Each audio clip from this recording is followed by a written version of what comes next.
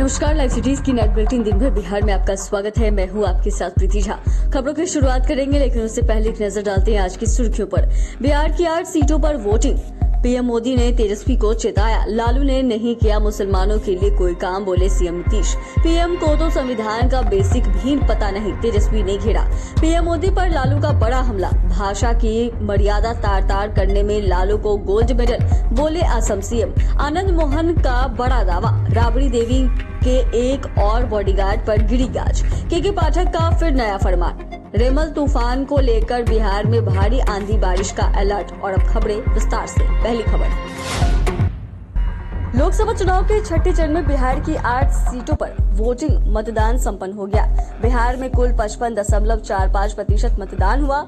वाल्मीकि नगर में 58.25%, पश्चिमी चंपारण में 89.75%, पूर्वी चंपारण में 57.30% और शिवहर में 56.30%, वैशाली में 58.50%, गोपालगंज में 50.70%, सिवान में 52.50% और महाराजगंज में 51.27% वोट पड़े।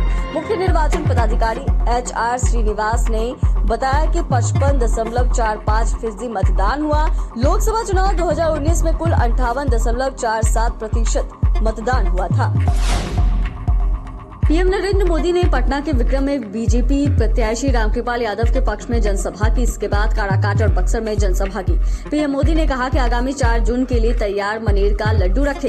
यहाँ के लड्डू में बड़ी ताकत होती है। 4 जून को नया रिकॉर्ड बनेगा। पीएम ने कहा कि आपके लिए 24 घंटे मेहनत करने वाला सिर्फ मोदी है।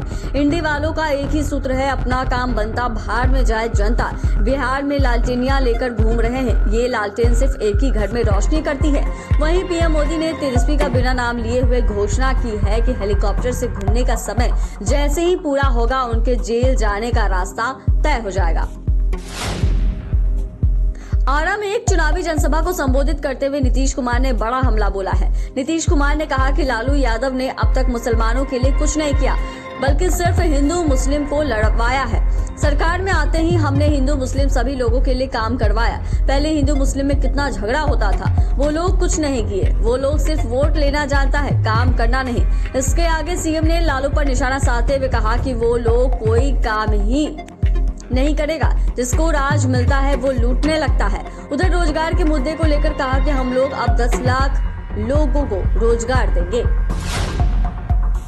तेजस्वी यादव ने आरक्षण के मुद्दे को लेकर पीएम मोदी को घेरने की कोशिश की है। तेजस्वी ने कहा कि प्रधानमंत्री को संविधान की बेसिक नॉलेज भी नहीं है।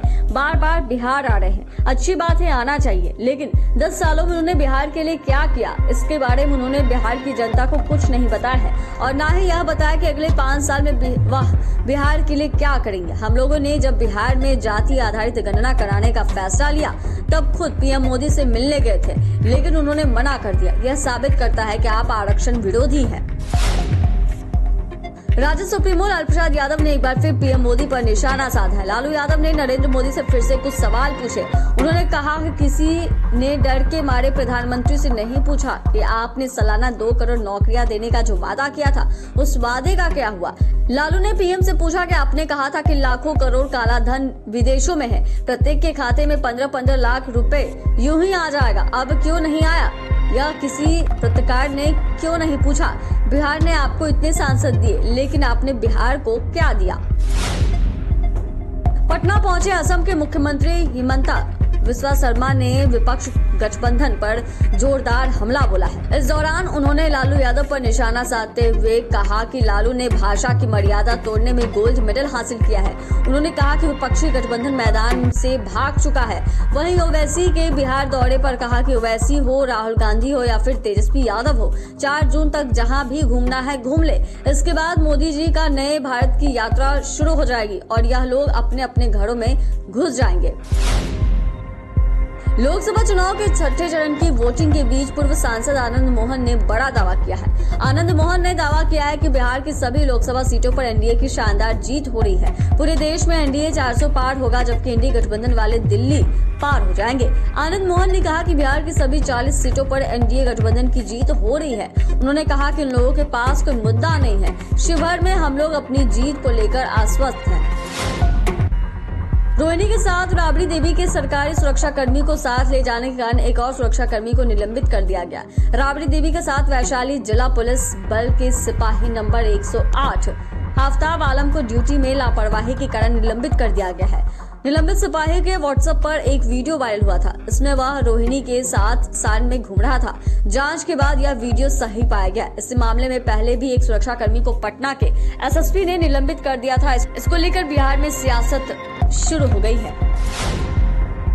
शिक्षा विभाग के अपर मुख्य सचिव के पाठक लगातार नए आदेश जारी करते रहे हैं। अब के पाठक ने आदेश जारी कर दिया है कि राज्य के सभी विश्वविद्यालय और अंगीभूत डिग्री कॉलेजों की हाजिरी की रिपोर्ट हर माह शिक्षा विभाग के पास भेजी जाएगी। इसी आधार पर विभाग की ओर से सीधे विश्वविद्यालय कॉलेजों की शिक्षकों और शिक्षकेतर कर्मचारियों के खाते में वेतन का भुगतान किया जाएगा। वहीं इस नई व्यवस्था को लागू करने के लिए शिक्षा विभाग की ओर से हर विश्वविद्यालय और कॉलेजों के प्राचार्यों को भी प्रशिक्षण दिया जाएगा। बिहार में मौसम में एक बार फिर से बदलाव देखने को मिलने वाला है। सबसे बड़ा कारण इसका बंगाल की खाड़ी में तूफान के रूप में हलचल है। मौसम विज्ञान केंद्र के वैज्ञानिक एसके पटेल के अनुसार बंगाल की खाड़ी के ऊपर बन रहा कम दबाव का क्षेत्र तूफान का रूप ले सकता है और रविवार शाम तक यह भीषण चक्रवाती तूफान के रूप में बांग्लादेश और पश्चिम बंगाल के तटों से टकराएगा। मानसून से पहले इस मौसम में बंगाल की खाड़ी में ये पहला चक्रवात है। इस तूफान का नाम रेमल रखा गया है। बिहार के कई जिलों में तेज आंधी में गर्जन के साथ बारिश और ठंडा गिर सकती है। चैनल को सब्सक्राइब करें, फेसबुक पेज को लाइक करें। धन्यवाद।